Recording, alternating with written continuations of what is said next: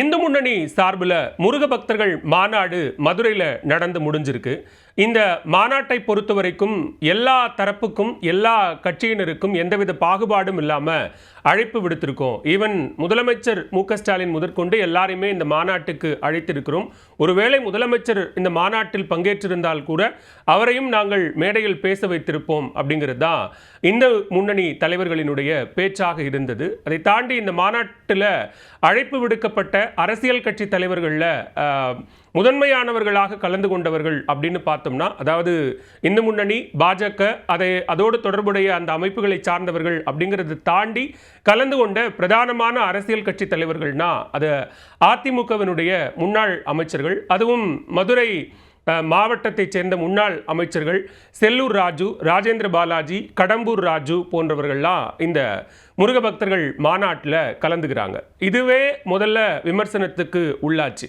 அதிமுக முன்னாள் அமைச்சர்கள் இந்த மாநாட்டில் முருக பக்தர்கள் மாநாட்டில் கலந்துக்கிட்டு இருக்காங்க. முருக பக்தர்கள் மாநாட்டுக்காக ஒட்டப்பட்டிருக்கக்கூடிய போஸ்டர்கள் எல்லாம் திராவிடத்தை வீழ்த்த முருகா வா அப்படின்லாம் போட்டிருக்கு.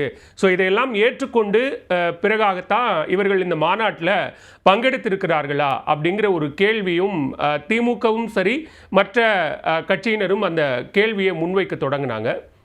அதற்கு பிறகு அந்த மாநாட்டினுடைய நிறைவு நாளில் தான் இந்த பிரம்மாண்ட விழா. ஆந்திர துணை முதலமைச்சர் பவன் கல்யாண் பங்கேற்கிறார்.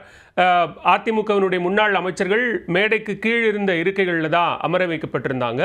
இந்த மாநாட்டில் ஒரு வீடியோ ஒளிபரப்பப்படுது. அதில் இந்து முன்னணியினுடைய பல்வேறு செயல்பாடுகள் தொடர்பாகவும் மறைந்த இந்து முன்னணியினுடைய தலைவர் ராமகோபாலன் மேற்கொண்ட பல்வேறு விஷயங்கள் தொடர்பாகவும்லாம் அந்த வீடியோ வருது. அதில் அண்ணா பெரியார் குறித்தெல்லாம் தவறாக சித்தரிக்கக்கூடிய ஒரு வீடியோ வருது. அதை இந்து முன்னணி அல்லது இந்து அப்படிங்கிற ஒரு சிங்கம் அவர்களினுடைய செயல்பாடுகளை எல்லாம் அழித்து ஒழிப்பது மாதிரியான அந்த ஒரு காணொளி தயார் செய்யப்பட்டு அது மேடையில் இருக்கக்கூடிய எல்இடி திரையில் ஒளிபரப்பப்படுது.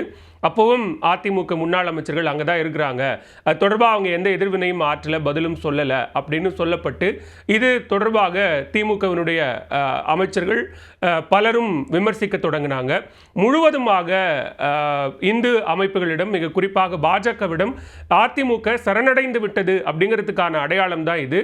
அண்ணா பெயரால் கட்சி நடத்தி கொண்டு முற்றுமுதலுமாக அடகு வைத்து விட்டார்கள் அப்படிங்கிற விமர்சனம்லாம் எழுந்துச்சு. அது நேற்று. இன்று கோவையில் ஒரு நிகழ்ச்சி நடக்குது. அது ஆர்எஸ்எஸ்னுடைய நூற்றாண்டு விழா மற்றும் கோவை பேரூர் மடத்தினுடைய சாந்தலிங்க ராமசாமி அடிகளாரினுடைய ஒரு நூற்றாண்டு விழா. இந்த ரெண்டு விழாவும் ஒன்றாக நடக்குது. இந்த விழாவில் ஆர்எஸ்எஸ் தலைவர் மோகன் பகவத் பங்கேற்றிருக்கிறார். இந்த விழாவில் பாஜகவினுடைய மாநில தலைவர் நயினார் நாகேந்திரன், அதே போன்று அதிமுக முன்னாள் அமைச்சர் எஸ்பி வேலுமணி மற்றும் அவருடைய சகோதரர் இந்த நிகழ்ச்சியில் பங்கேற்கிறாங்க.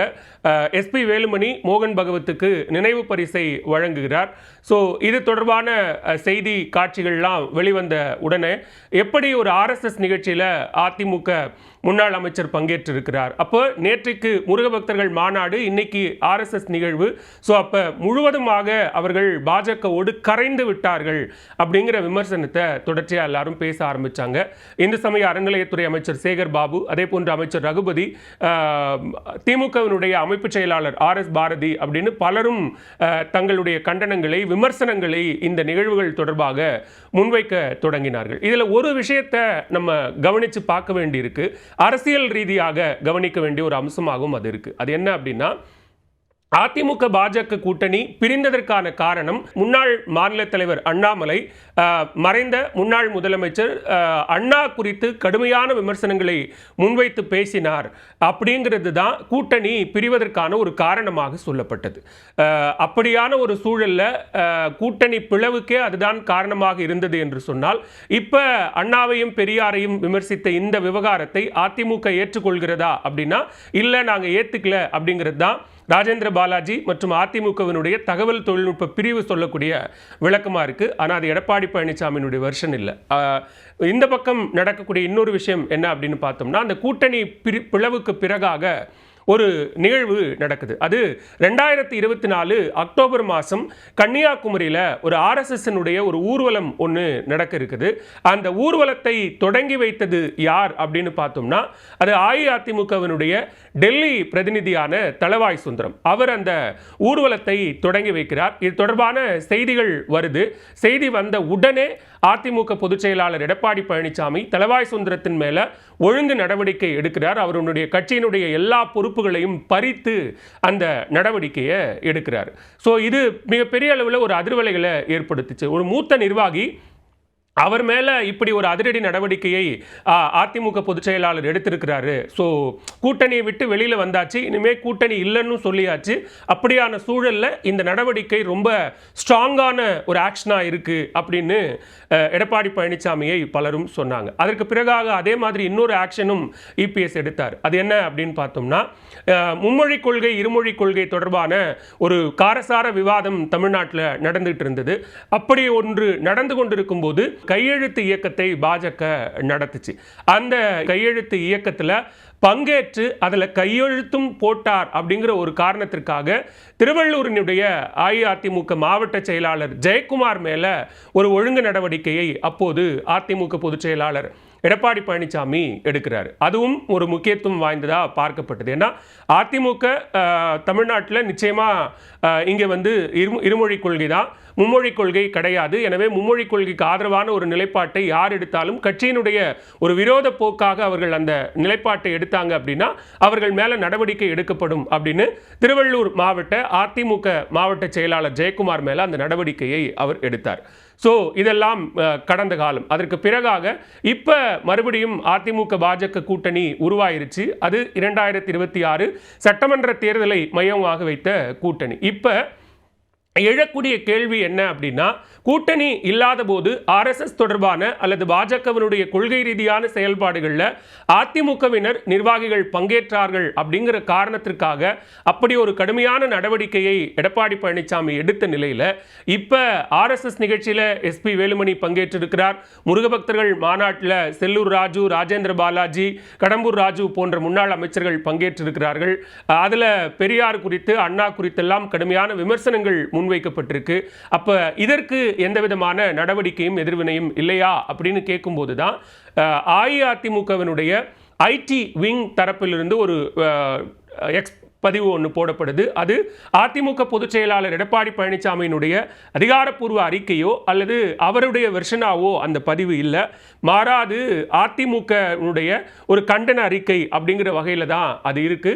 மேலும் இந்த மாநாட்டில் பங்கேற்ற ராஜேந்திர பாலாஜி என்ன சொல்றாருன்னா, இங்க பெரியார் அண்ணா குறித்த அந்த காணொளி போடப்பட்டது அல்லது அங்க முன்வைக்கப்பட்ட அந்த கருத்து என்பது அந்த பெரும் தலைவர்களை சிறுமைப்படுத்தக்கூடிய வகையில் இருந்தது. அது தவறான ஒன்று, அது வருத்தம் அளிக்கிறது அப்படின்னு தன்னுடைய கருத்தை ராஜேந்திர பாலாஜி பதிவு செய்திருக்கிறார். இன்றைக்கு ஆர்எஸ்எஸ் நிகழ்வில் பங்கேற்ற முன்னாள் அமைச்சர் எஸ்பி வேலுமணியும் அது தொடர்பாக ஒரு அறிக்கையை வெளியிட்டிருக்கிறார். என்னன்னா 2 நிகழ்ச்சி அங்கே நடந்தது. ஒன்று ஆர்எஸ்எஸ்னுடைய அந்த நூற்றாண்டு விழா நிகழ்ச்சி, இன்னொன்று பேரூர் சாந்தலிங்க அடிகளாரினுடைய அந்த நிகழ்ச்சி. நாங்கள் கலந்து கொண்டது பேரூர் சாந்தலிங்க அடிகளாரினுடைய நிகழ்ச்சியில் தானே தவிர ஆர்எஸ்எஸ் நிகழ்ச்சியில் இல்லை அப்படின்னு சொல்றாரு. ஆனால் அங்கே ஆர்எஸ்எஸ் தலைவர் மோகன் பகவத்தை அவர் சிறப்பு செய்ததும் அவர்கள் இவருக்கு சிறப்பு செய்ததும் அந்த நிகழ்வில் நடந்த ஒரு இயல்பான ஒரு விஷயமாகவும் இருக்கு. அதை தாண்டி அதிமுகவினுடைய ஐடி விங் சொல்லக்கூடிய விஷயம் என்ன அப்படின்னா, ஒருபோதும் நாங்கள் அண்ணாவையும் பெரியாரையும் சிறுமைப்படுத்த விடமாட்டோம். அதே நேரத்தில் திராவிடத்தை எந்த வகையிலும் நாங்கள் வீழ்த்துவதற்கு ஒருபோதும் துணை போக மாட்டோம் அப்படிங்கிற வகையில் அவர்களினுடைய அந்த அறிக்கை என்பது இருக்கவே இருக்கு. அது மட்டும் இல்லாமல் திராவிடத்தை அழிக்கவா முருகா என்று ஒட்டப்பட்ட போஸ்டர்களால் திராவிடம் அழிஞ்சு போயிடுமா, அப்படி திராவிடம் என்ற கொள்கையை தான் யாராவது அழிச்சிட முடியுமா அப்படிங்கிற கேள்வியையும் அந்த அதிமுகவினுடைய அந்த கண்டன அறிக்கை எழுப்புகிறது. அதே நேரத்தில் திராவிடம் என்பது எல்லோருக்கும் எல்லாம் கிடைக்க வேண்டும் என்ற அடிப்படையிலான ஏழை எளிய மக்கள் ஏற்றம் பெற வேண்டும் அப்படிங்கிற நோக்கத்தில் இருக்கக்கூடிய ஒரு உயரிய கொள்கை. அந்த மக்களுக்கான கொள்கையை யாரால வீழ்த்த முடியும் அப்படின்னும் அந்த கண்டன அறிக்கை கேள்வி எழுப்புது. அது மட்டும் இல்லாமல் திமுக இப்படியான ஒரு நரேட்டிவை செட் பண்ணுறாங்க. அதனால் அந்த நரேட்டிவுக்கு அதிமுக ஒருபோதும் இரையாகாது அப்படின்னும் சொல்கிறாங்க. அது மட்டும் இல்லாமல் திராவிட கொள்கை எங்கள் குருதியிலே ரத்தத்திலே கலந்த ஒன்றே குலம் ஒருவனே தேவன் அப்படின்னு சொன்ன பேரறிஞர் அண்ணாவினுடைய நெறிப்படி வாழ்பவர்கள் நாங்கள் அப்படிங்கிற ஒரு விளக்கத்தையும் அதிமுகவினுடைய அந்த எக்ஸ்தல பதிவு கொடுக்குது. இதையெல்லாம் தாண்டி அவர்கள் சில முக்கியமான கேள்விகளையும் திமுகவை நோக்கி எழுப்புறாங்க. பாஜகவோடு நீங்கள் கூட்டணியில் இருந்தீங்களே, அப்ப அவர்களினுடைய கொள்கைகளை எல்லாம் ஏற்றுக்கொண்டீர்களா? அவர்கள் சொன்ன எல்லா சித்தாந்தங்களுக்கும் நீங்கள் செவிமடுத்தீர்களா? அப்போது அது இனித்தது, இப்போது கசக்கிறதா? அப்படிங்கிற கேள்வியையும் எழுப்புறாங்க.